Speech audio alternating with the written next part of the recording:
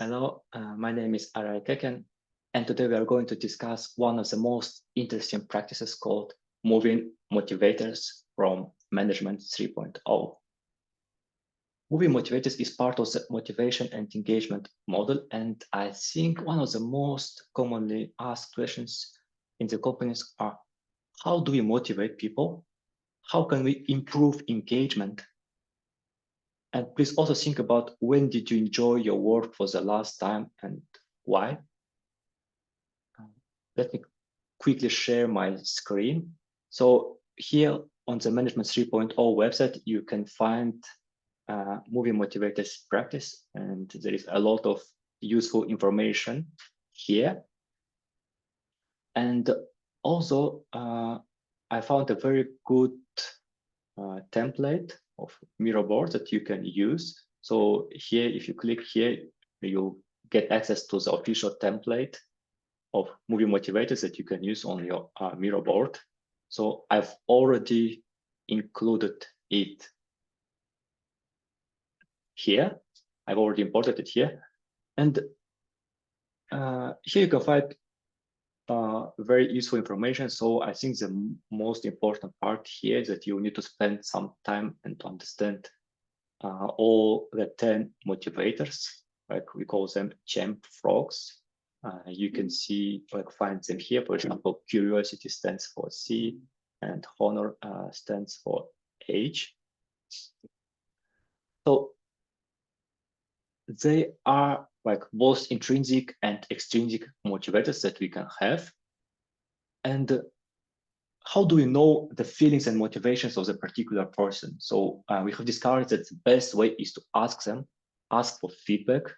For example, if he or she is interested in leading the project. And another interesting and fun way to understand motivations of your team members is to play the game called Moving Motivators. And here you can find all the necessary instructions.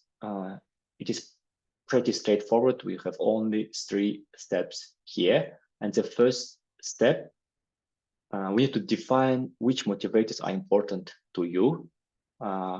Place the cards in order from left to most important to right least important. So move them around according to your preference. So you can see here, like an example, like all the 10 motivators are here, and you need to place them like according to your preference. So you just move it around. For example, if curiosity is here, you move it here, or move it back. You can move power here. And I've already completed this activity for myself.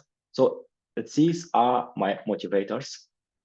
And the most important motivator for me is curiosity. And the least important, as you can see, is order. Here, there is no right or wrong answer. Like, each person is an individual. We have our own feelings, we have our own motivators, and we have like our own particular situation when it is when we are going to measure this activity. And after we finished the first step, we may record our own motivators for our future use. And from time to time, we might review if there is like any changes in our motivators. And the second step, we need to discuss how change affects your motivators. So for example, I've already included like particular example, like how agile transformation will impact your motivators.